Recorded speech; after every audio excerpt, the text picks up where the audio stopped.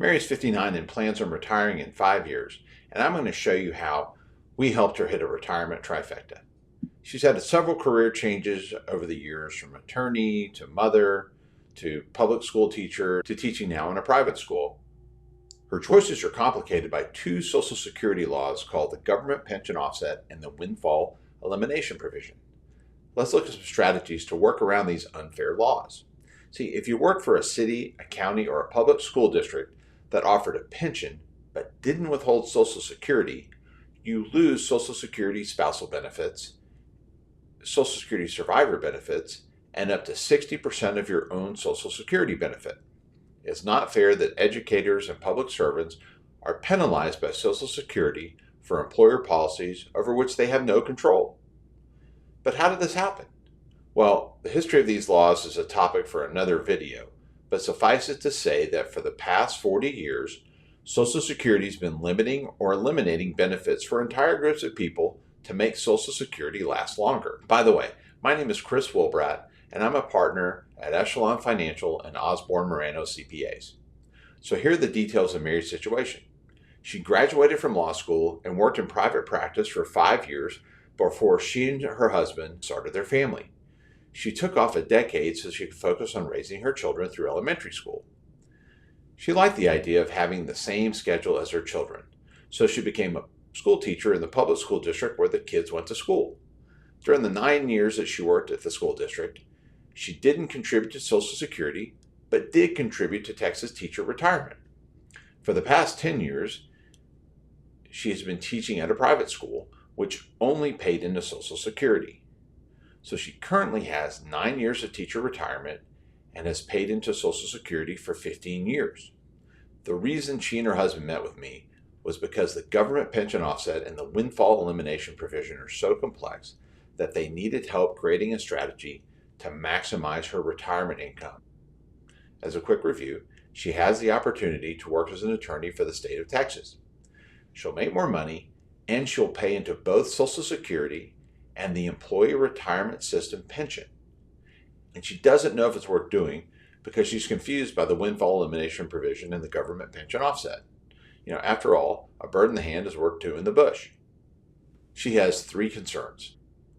The first is how the Social Security, government pension offset, and windfall elimination provision would affect her. The second is that she has teacher retirement, and the state would pay into employee retirement system, which is a different pension altogether. So what would that mean for her? The third is how long would she need to work to maximize her benefits so that she would have as much guaranteed lifetime income as possible. So let's tackle the Social Security issue first, because it's the most complex. The windfall elimination provision is a law that will reduce your Social Security by up to 60%. How? Well, here's some insight into why it's so confusing. First of all, Social Security uses something called years of substantial earnings to determine how much of a reduction Mary will receive for her own Social Security. Substantial earnings is the minimum amount of wages on which you're required to pay into Social Security into a given year to get a year of substantial earnings credit. So let's look at the table that details how much you had to pay in to add a year of substantial earnings. So we're going to look at the actual Social Security sheet that is published on their website. So as you can see, Social Security has outlined the amount that you had to earn for a given year to get a year of substantial earnings. So to get a year of substantial earnings in 1984, you had to earn $7,050. But as you can see, they've indexed it for inflation. So in 2021, you had to earn over $26,000 to get a year of substantial earnings.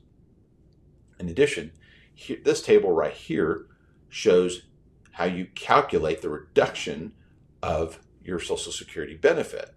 If you had 20 years or less of substantial earnings, you're only going to receive 40% of your Social Security. If you had 30 years or more of substantial earnings, you would receive 90% of your Social Security. This can be very complex and very confusing. So we compared her earnings history to this chart to determine that Mary has 15 years of substantial earnings, which means her Social Security will be reduced by 60%. To be exempt from the Windfall Elimination Provision, she would need to work another 15 years to receive 90% of her Social Security.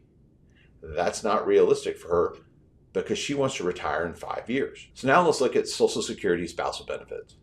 As a married couple, most people can choose whether to collect the higher of their own benefit or collect the dependent spouse benefit while your spouse is alive, and then survivor benefits if your spouse is deceased.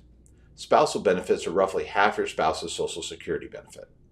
So now let's look at the government pension offset. The government pension offset affects her ability to collect either her dependent spouse benefit or her survivor benefits on her husband's Social Security.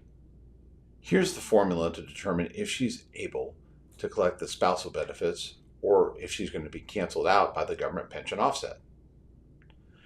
They will take 2/3 of her $3,000 TRS benefit, which means $2,000, and then they'll deduct that from her dependent spouse benefit.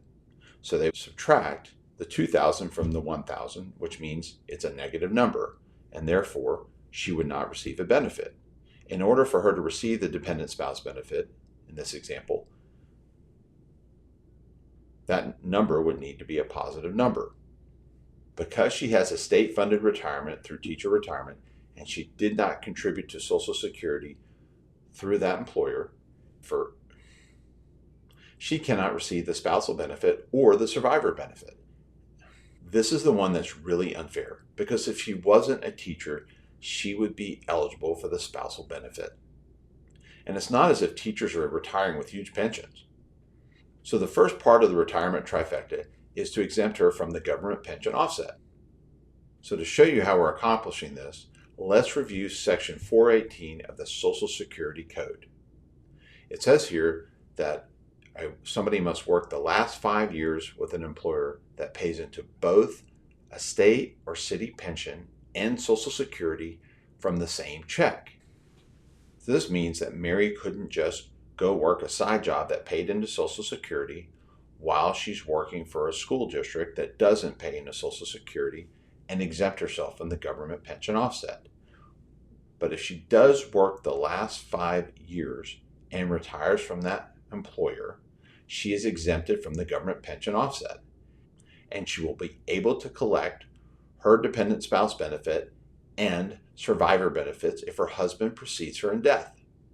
The state of Texas pays into both the employee retirement system and Social Security from the same check. So if she retires after working for the state for 5 years, she'd be eligible for the dependent spouse benefit and survivor benefits, which is great. Now, part 2 of the retirement trifecta is that she's going to earn an additional 5 years of service through the employee retirement system. One of her concerns is that she would have money in 2 different pensions. Fortunately, the state of Texas offers something called proportional retirement, where service credits from both pensions are combined so that she receives the maximum pension benefit. So when we add her 9 years of teacher retirement to the 5 years of employee retirement system, she will have 14 years of service. And because on a defined benefit plan, which is what these pensions are, the more years of service you have, the better. The third part of the retirement trifecta is that we will increase her salary average. The state will pay her a salary of $120,000 a year.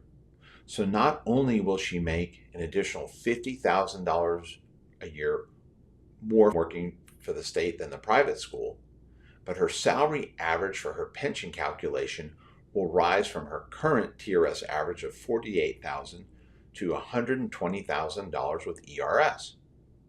Let's look at where she is today with TRS and Social Security. So the TRS formula to calculate her pension benefit is to multiply her years of service by an average of her 5 highest salaries times 2.3%. She currently has 9 years of service with a salary average of $48,000. Her TRS annuity would be $9,936 a year. And her Social Security with the Windfall Elimination Provision is $1,100 a month, multiplied by 40% equals $440 a month. That's what she'll receive after the 60% reduction in her benefits. Now let's look at the cumulative impact of Mary's retirement trifecta when we use proportional retirement to bring her TRS service credits over to Here's the formula for ERS. It's the same as TRS. It's years of service multiplied by a 5-year salary average multiplied by 2.3%. The state of Texas would combine her 5 ERS credits with the 9 ERS credits through proportional retirement for a total of 14 years of service. Her salary average would increase from $48,000 to $120,000, and so her annuity would increase from $9,860 with TRS alone. So here's the retirement trifecta. Her ERS would be $38,640 a year versus $9,860 with TRS. Her dependent spouse benefit on her spouse's Social Security would be $22,800 a year for a total of $61,440 of retirement income from Social Security and ERS.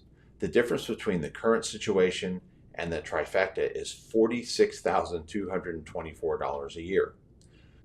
So the big takeaway here is that planning for retirement or the sale of a business is often more complex than it may appear. Taxes, estate planning, investment planning, asset protection are all interrelated in ways that can either be an opportunity or a pitfall. So I hope this video was helpful for you, and if you have any questions, please reach out to me.